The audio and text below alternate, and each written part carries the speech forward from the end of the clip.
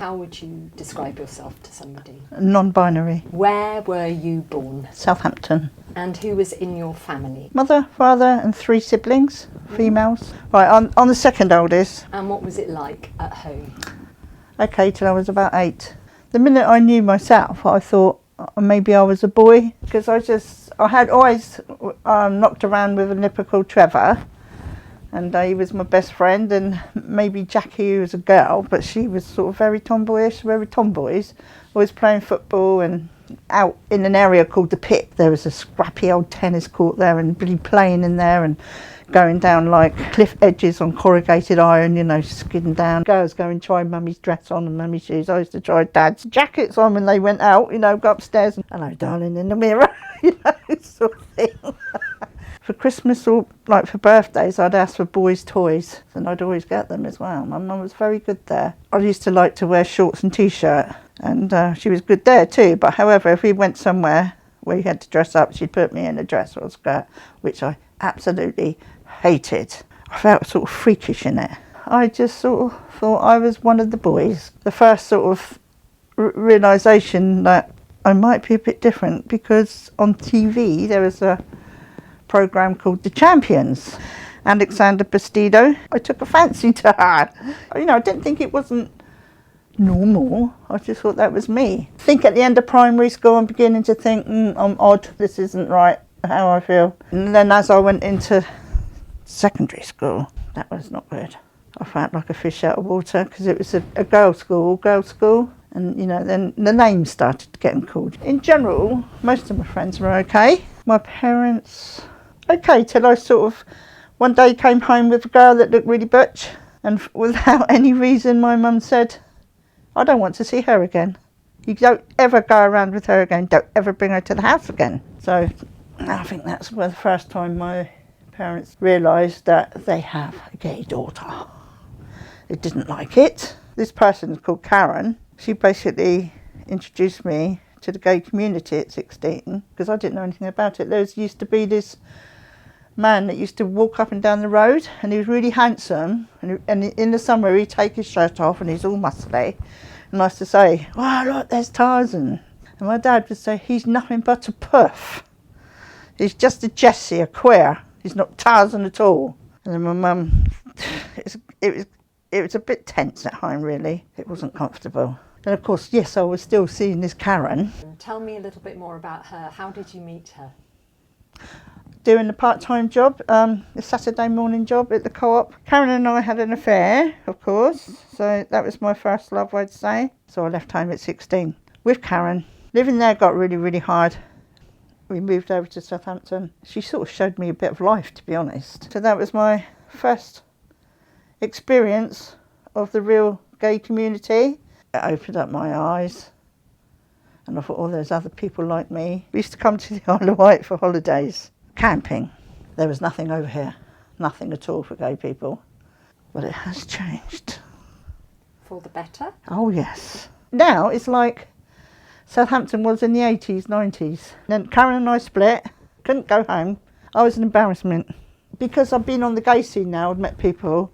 This lady called Scotch Jean, she had a house in Derby Road. Do you know Derby Road, Southampton? No. Prostitutes, the old school, in the window prostitutes. And she had a house down there. And Jean, she put me up, because I had nowhere. And I met all these prostitutes, and she was on the game too. And her sister was on the game, and her niece was on the game. All these different characters, everything that went on.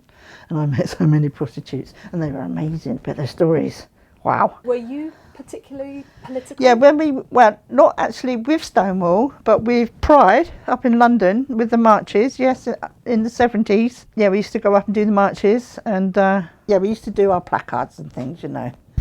And then the 80s came. AIDS. Yes. I have lost, on count, 32 male friends from AIDS from Southampton, who were mostly merchant seamen. They're all gone, and it's a really sad situation, because now I know it's not a death sentence. A decade of sadness, really.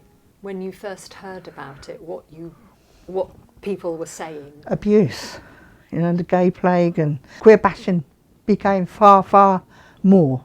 I've only had one verbal abuse since I've been here. As in Southampton, I would get it once a week. Yeah, it's lovely. The Isle of Wight, lovely. Southampton's far too fast. I don't know if it's my age or just my personality. And I've noticed when moving to the island, the kids over here seem so laid back and well-mannered. It's like, not in Southampton, you called all the names under the sun. The first Pride I went to was the 2018 one, when it was supported by International Pride, wasn't it? That was really good, and I was really shocked to see how many gay people were on this island and being accepted. Bar 74, isn't it, is the one, and then you've got the Queer now trying to get social events up and going. They desperately need something for young LGBT people over here, a club. What do you like to do if you don't want to be in the busy city? Well, if I was able, I would walk. I used to love walking cross country, and I'd do mountain biking. I'd still do biking now because I can't walk, because that's what life is. Life is out there, nature. Experience it, smell it, touch it, be there. But I've always come over the island. So I've been coming here, like I say, I came first with Karen. Mum and Dad moving over around about 40 years ago. Of course, coming over all the time then, visiting. Because I've done various jobs, and I mean loads of different jobs. I get very bored. The last job I did before coming over here was minibus driving for a special needs school in the New Forest. That job was amazing. The children were amazing.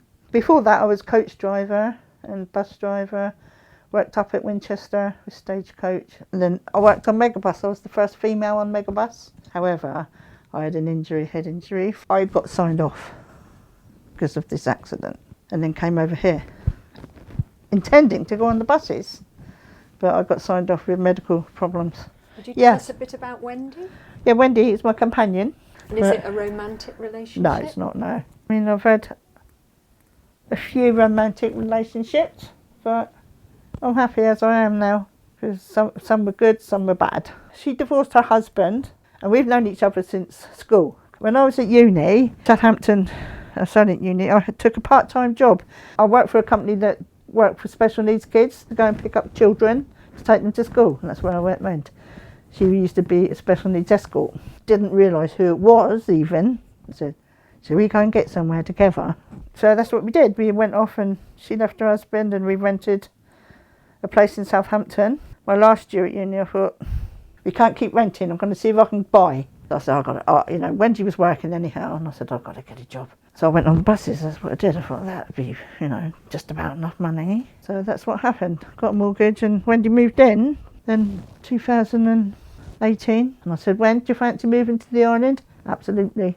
Tell us about your art. When I was at school, I wasn't very good. I was always daydreaming and sleeping, and my only subjects I really liked was sport and art and biology. I went through life doing doodles and drawings and things like that, and then in the 80s joined Greenpeace, and I thought, I'm going to do some paintings of some whales. And then I joined a art society in Southampton, and then someone said, oh, why don't you go to college doing A-level? I said, I'm no good at English, I'll never be able to do an A-level. But I did. Teachers there said, oh dear, you must go on and do a degree. You've been doing so well. And yes, you must. That's what I did. Solent University, 3 years fine art degree. Reading art theory and all about the history of art was amazing. Do you know what? It was the best 4 years of my life at uni. And it just happened from there then, because at university they bought 5 of my paintings, and they sort of opened the door for me. Corporate companies and government bodies and private collectors. I have had a very interesting life, and I've loved my life. I have had ups and downs, but I'm glad of it all, because it's taught me all about life. And my artwork keeps me going, because I love life, I love colour, and I love happiness, and that's why I love the gay scene. Yes, you do get shit on the gay scene. Yes, you do get seedy parts of it, but then you get life as well. What would you say to the 8-year-old you to encourage them? Come out. Be confident in who you are. You have to. You cannot be in that closet. You've got to be you. And that's all I can really say. If you're in trouble, there is help out there. You have to find it, but it's there. Because we've all been put in this box that you've got to conform to this, conform to that. I've never been a conformist, really. I've been in trouble. Big trouble.